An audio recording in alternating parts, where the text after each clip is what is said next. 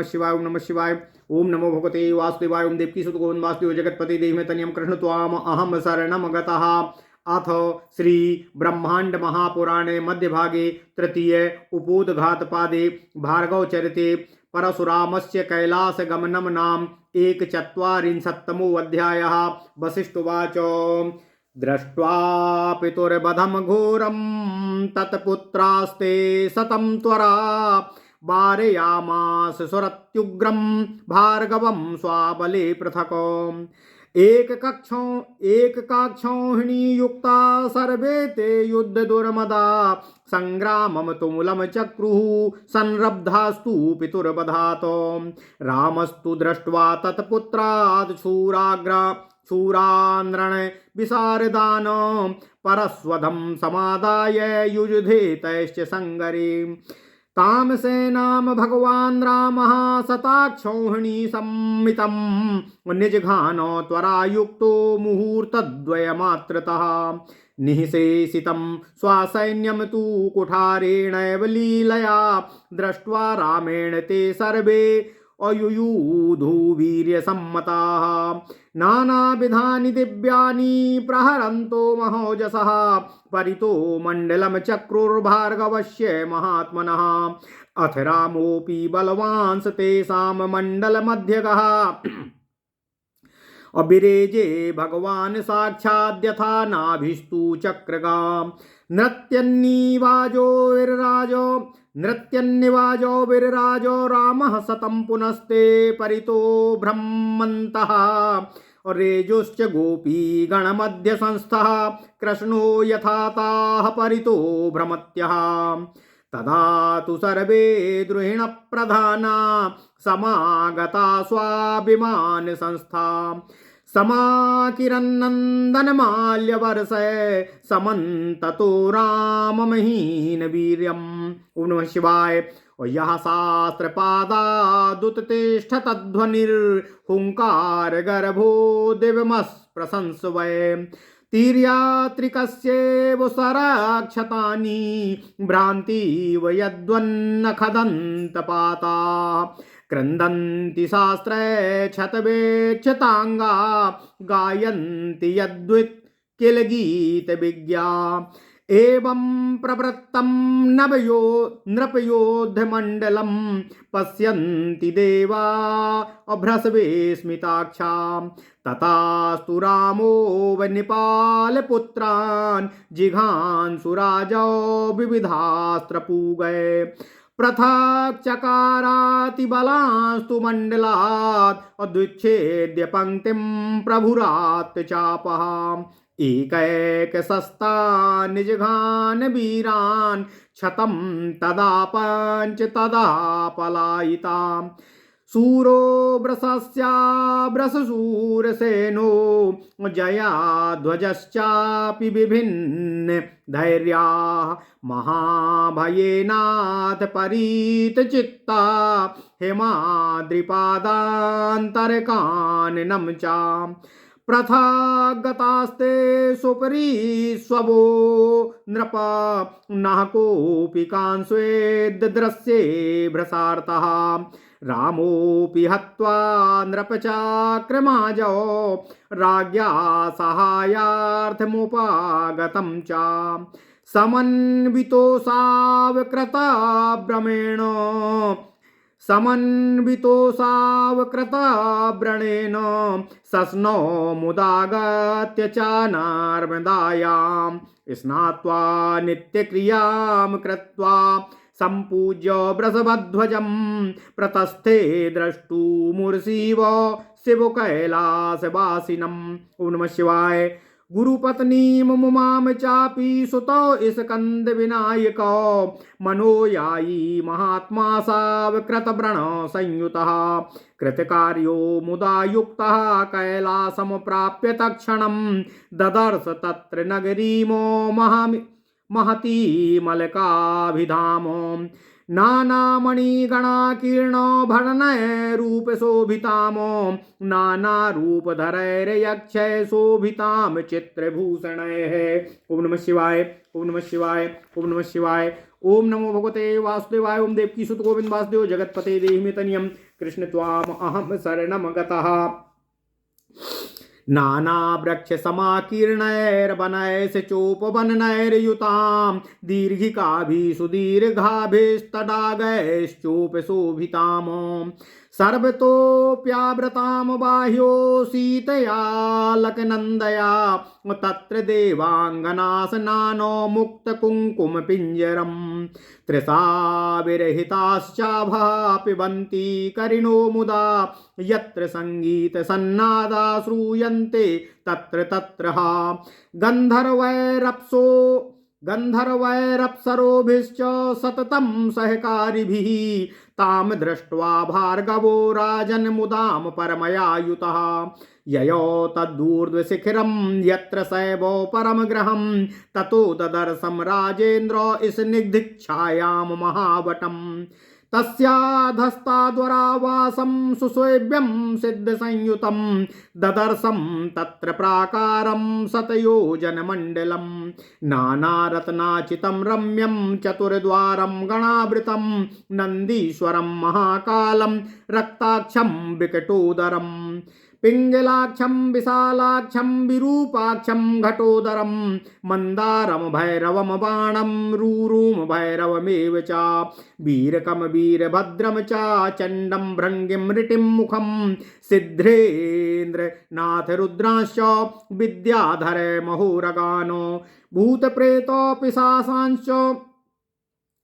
भूतप्रेतपिशाचांश्च कूसमाण्डान् ब्रह्मराक्षसान् बेतालान् वेन्द्राश्च योगीन्द्राश्च जटाधरान् यक्ष किं पुरुषाश्चैव डाकिनी योगिनीस्तथा दृष्ट्वा नन्द्याज्ञया तत्र प्रविष्टोर्तमुदान्वितः ददर्शं तत्र भुवनैरावृत्तं शिवमन्दिरं चतुर्योजनविस्तीर्णं तत्र प्राग्द्वारसंस्थितो दृष्ट्वा वामे कार्तिकेय दक्ष चैव विनायकं नाम भार्गवस्तौ द्वौ शिवतुल्यपराक्रमौ पार्षदो प्रवरास्तत्र क्षेत्रपालाश्च संस्थिताः रत्नसिंहासनस्थाश्च रत्नभूषणभूषिताः भार्गवं प्रविशन्तं तु ह्यापृच्छन् शिवमन्दिरं विनायको महाराज क्षणं तिष्ठेत्युवाचः पुनः शिवाय निद्रितो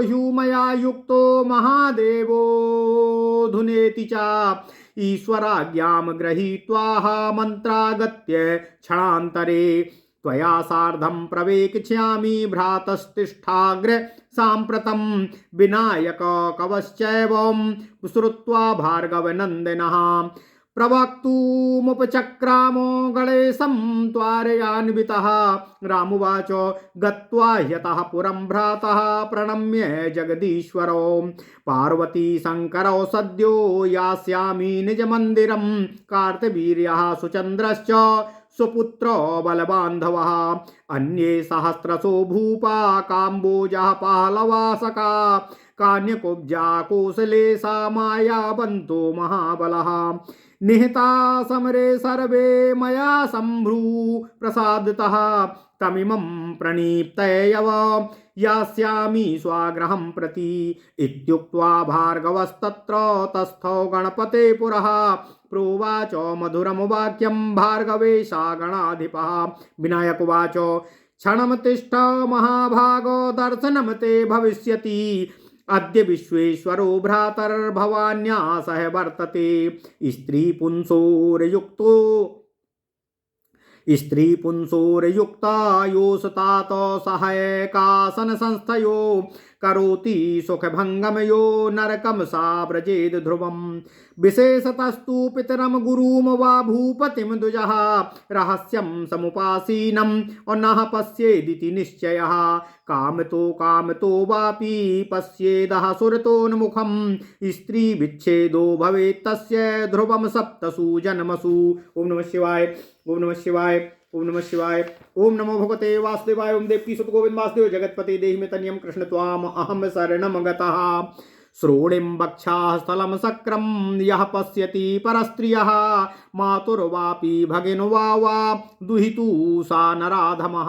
भार्गवोवाच अहो श्रुतम पूर्वम किं वचनं तव वक्रतः भ्रात्यां विनिर्गतं वापि हास्यार्थमथ बोधितं क्रामिणां सविकाराणामेच्छास्त्र निदर्शनं निर्विकारस्य चाशिष्णोर्न दोषः कश्चिदेव हि यस्याम्यन्तः पुरं भ्रातस्तव किं तिष्ठ बालका यदा दृष्टं करिष्यामि तत्र यत् समयोचितं तत्रैव माता तातस्य त्वया नामो निरूपितो जगतां पितरं तौ च पार्वती परमेश्वरो इत्युक्त्वा भार्गवो राजन्नन्तर्गतुं समुद्यतः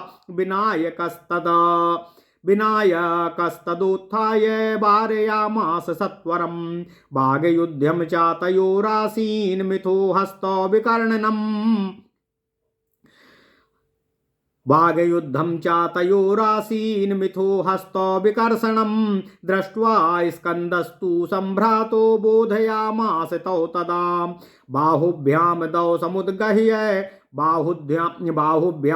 समुद्गृह्य अपृथगुत्सारितौ तथा अथ क्रुद्धो गणेशाय भार्गवः परवीरः परस्वधं समादाय सम्प्रछेत्तुं समुद्यतः तं दृष्ट्वा गजानो भृगुवरं क्रोधात् क्षिपितं त्वरा अस्वात्मार्थं परशुं तदा निजकारेणोद्धृत्य वेगेन तु भूर्लोकं भुवः स्वरपि तस्योर्ध्वं महर्वैजनं लोकं चापि तपोथो सत्यं परम वैकुण्ठमप्यानयत। ओम नमः शिवाय, ओम नमः शिवाय, ओम नमः शिवाय।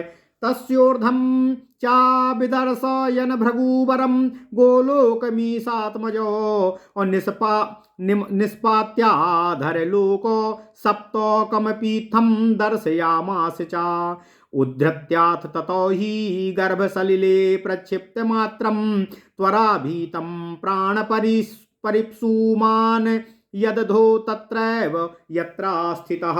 ओम नमः शिवाय, ओम नमः शिवाय, ओम नमः शिवाय। ओम नमो भगवते वासुदेवाय। ओम देवकी सुत गोविंद वासुदेव जगतपते देहि मे तन्यं कृष्ण त्वाम अहम शरणं गतः। अथ श्री ब्रह्मांड महापुराण मध्य भाग तृतीय उपोद्घात पाद भार्गव चरित्र में 41वां अध्याय परशुराम का कैलाश जाना। ओम नमः शिवाय, ओम नमः शिवाय। वशिष्ठ जी ने राजा सगर्षि जी से कहा कि हे राजन, जब परशुराम ने कार्तवीर्य अर्जुन का वध कर दिया तब अपने पिता के घोर वध को देखकर उसके 100 पुत्रों ने शीघ्र ही अत्युग्र परशुराम को अपने पिता की बलि से अलग हटा दिया। वे सब युद्ध दुर्मद प्रत्येक एक एक अक्षौहिणी सेना से युक्त थे तथा अपने पिता के वध से विक्षुब्ध उन सब ने परशुराम से भीषण संग्राम किया। परशुराम उनके रण विशारद सूरवीर पुत्रों को देखकर परशु लेकर युद्ध में उनके साथ युद्ध करने लगे। भगवान परशुराम ने अपनी 100 अक्षौहिणी सेना को शीघ्र आते ही 2 मुहूर्त मात्र में मार दिया। शेष बची अपनी सेना की परशुराम द्वारा कुठार से ही मारा जाता हुआ देखकर वे सब पराक्रमी राम के साथ युद्ध करने लगे। इसके बाद बलवान परशुराम ने भी उन सब के मंडल के मध्य गमन करते हुए ऐसे लग रहे थे जैसे चलते हुए पहिया के बीच में नाभि चलती हुई दिखती है। उस समय उन 100 पुत्रों के बीच घूमते हुए परशुराम युद्ध नृत्य करते हुए के समान सुशोभित हो रहे थे। वे गोपियों के मध्यस्थ उनके चारों ओर घूमते हुए कृष्ण की तरह सुशोभित हो रहे थे। तब सभी कार्तवीर्य के प्रधान द्रोही देवता लोग अपने अपने विमानों पर चढ़कर वहां आ गए और सब पराक्रमी परशुराम के चारों ओर आनंद से मालाओं की वर्षा करने लगे। जो शस्त्र के गिरने से हुंकार गर्भध्वनि उठती थी वह ध्वनि स्वर्ग को स्पर्श करती हुई नाच गाना बजाना अर्थात नृत्य गान और वाद्य तीनों की मिली हुई ध्वनि के समान प्रतीत हो रही थी तथा बाण से छत नाखून दांत और पैर ऐसे लगते थे मानो घूम रहे हों। शास्त्रों से शस्त्रों से छत बिच्छत अंग वाले सैनिक क्रंदन कर रहे थे, अर्थात कराह रहे थे, चीख रहे थे। वे ऐसे लगते थे मानो कि गीत गाने वाले गीत गा रहे हों। इस प्रकार नृप युद्ध मंडल में देवता लोग अत्यंत आश्चर्ययुक्त आंखों से देख रहे थे। उसके बाद युद्ध में अनेकों प्रकार के शस्त्र समूहों से राजपुत्रों को मारने की इच्छा वाले परशुराम ने अत्यंत बलवानों को मंडल से अलग करके धनुष हाथ में लेकर उनकी पंक्ति को फोड़कर एक एक करके सैकड़ों वीरों को मार डाला। तब उनमें 5 भाग गए थे। वे सूर, ब्रसास्य, ब्रस, सूरसेन और विजयध्वज, ये 5 धैर्यशाली राजा थे। वे सब महाभय से घिरे हुए चित्त वाले थे। हिमालय पर्वत के पैरों में जो अंतर्गत वन थे उनसे अलग अलग चले थे। वे सब अच्छी तरह छिपने के इच्छुक राजा इतने अधिक भयभीत थे कि ऐसे छिप गए कि कोई किसी को देख ना सके। युद्ध में राजा कार्तवीर्य की सहायता के लिए आए हुए समस्त राजाओं को मारकर परशुराम भी अकृत व्रण के साथ सानंद आकर नर्मदा में स्नान करने लगे। स्नान करने और नित्य क्रिया के पश्चात वृषभध्वज भगवान शंकर की भली भांति पूजा करके वे मनोयायी महात्मा परशुराम अकृत व्रण के साथ पृथ्वी की रचना करने वाले कैलाशपति सदाशिव भगवान शिव जी को गुरु पत्नी उमा को भी कार्तिकेय और गणेश जी दोनों पुत्रों को देखने के लिए कैलाश की ओर प्रस्थान कर दिए। कार्य पूरा करने वाले आनंद युक्त परशुराम ने उस क्षण कैलाश पर पहुंचकर वहां महती अलकापुरी को देखा। वह नगरी अनेकों प्रकार की मणियों से जड़े हुए भवनों से उपशोभित हो रही थी तथा अनेकों प्रकार के रूप धारण करने वाले विचित्र आभूषणों से शोभित थी। वह नगरी अनेकों प्रकार के वृक्षों से भरे हुए वनों और उपवनों से युक्त थी। वह नगरी बहुत लंबे लंबे सरोवरों और तालाबों से सुशोभित थी। उसके बाहरी भाग में चारों ओर सीता और अलकनंदा नदियों से घिरी हुई थी। वहां पर देवांगनाओं के स्नान के लिए खुला केसर का पिंजर था। वहां व्यास को दूर करने वाले जल को हाथी पीते थे। जहां गंधर्वों और अप्सराओं द्वारा साथ साथ बजाए हुए संगीत के सन्नाद जहां तहां सुने जाते थे। हे राजन, उस नगरी को देखकर परम आनंद से युक्त परशुराम उससे भी ऊंचे शिखर पर गए जहां की भगवान शिव जी का घर था। उसके बाद हे राजेंद्र, वशिष्ठ जी कहते हैं, हे सगर, उन्होंने स्निग्ध छाया वाले महान वटवृक्ष को देखा। उसके नीचे सुसेव्य सिद्ध से युक्त श्रेष्ठ आवास को देखा। वहां उस आवास में 100 योजन लंबा तो उसका परकोटा था। वहां अनेकों प्रकार के रत्नों से गणों से घिरे हुए 4 द्वार थे जिन पर नंदीश्वर, महाकाल, रक्ताक्ष, विकटोदर विराजमान थे। वहां पिंगलाक्ष, विशालाक्ष, विरूपाक्ष, घटोदर, भैरव भी थे तथा बाण, रुरु, भैरव,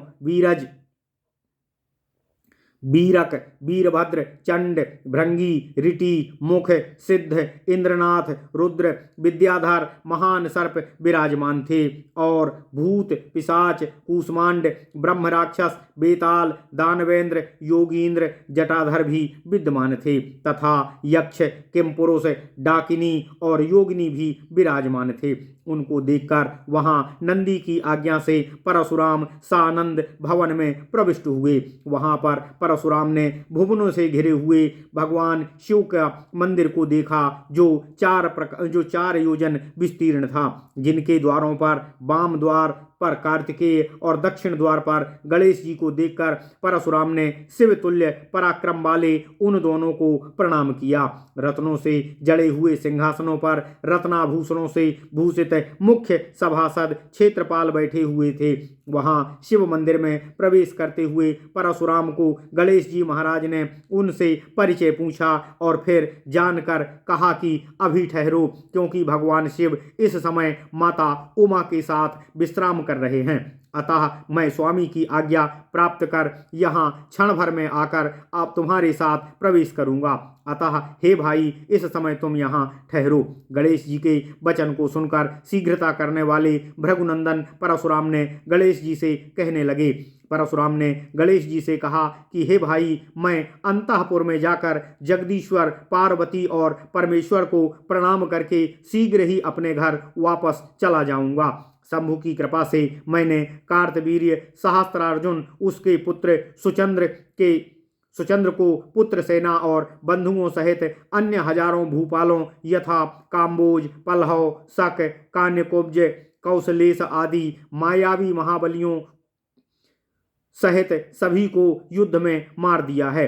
इसलिए यह बात बताकर तथा उनको प्रणाम करके मैं अपने घर चला जाऊंगा। इस प्रकार कहकर परशुराम गणेश जी के सामने खड़े हो गए। तब वे गणों के अधिपति भगवान गणेश परशुराम जी से मधुर वचन बोले। विनायक गणेश जी ने कहा, हे महाभाग, क्षण भर के लिए ठहरो, तुमको दर्शन होगा। आज भ्राता विश्वेश्वर भगवान शंकर भवानी के साथ हैं। अतः हे तात, जब दो स्त्री और पुरुष एक साथ एक आसन पर हों, उस समय जो व्यक्ति उनका सुख भंग करता है वह निश्चित ही नरक को प्राप्त होता है।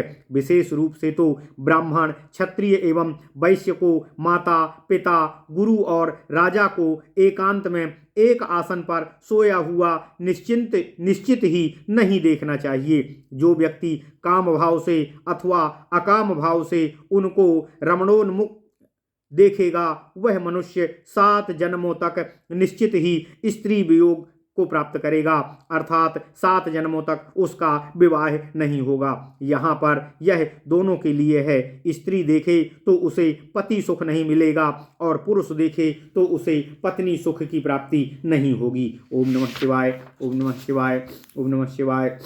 जो व्यक्ति पराई स्त्री, माता, बहन अथवा बेटी या पुत्री की कमर, वक्षा स्थल अर्थात छाती अथवा मुख को देखता है वह नीच व्यक्ति होता है।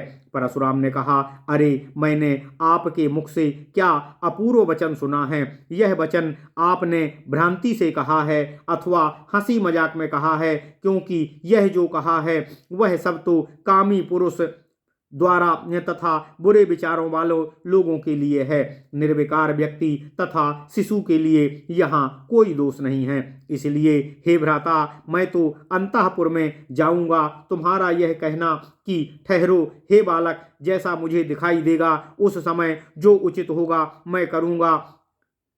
वहाँ जो माता पिता हैं, क्या वे तुम्हारे ही नाम से निरूपित हैं? क्या वे तुम्हारे ही माता पिता हैं? वे पार्वती और परमेश्वर शिव सदा तो समस्त संसार के माता और पिता हैं। तब वशिष्ठ ने राजा सगर से कहा, हे राजन, ऐसा कहकर वे परशुराम अंदर जाने के लिए तैयार हुए तो उन्हें गणेश जी ने उठकर रोक दिया।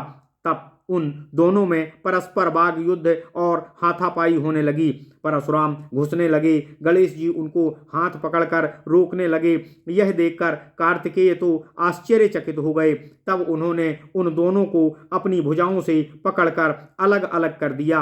इसके बाद शत्रु को मारने वाले क्रोधित परशुराम परशु को लेकर मारने को तैयार हुए। तब क्रोध से परशु फेंकने वाले परशुराम को तथा अपनी ओर आते हुए परशु को देखकर गणेश जी ने वेग पूर्वक उस परशु को पकड़कर वेग पूर्वक ऐसा फेंका कि वह परशु भूलोक, भुवरलोक, स्वरलोक, महरलोक, जनलोक, तपोलोक और सत्यलोक को पार कर वैकुंठ में जा पहुंचा। ओम नमः शिवाय। उसके भी ऊपर गोलोक में परशुराम को पहुंचा दिया। वहां पर गोलोक के स्वामी कृष्ण ने जब अपने पुत्र को 7 अधर लोकों में देखा तब उनको निकालकर गर्भ के जल में गिरे हुए को शीघ्र भयभीत और प्राण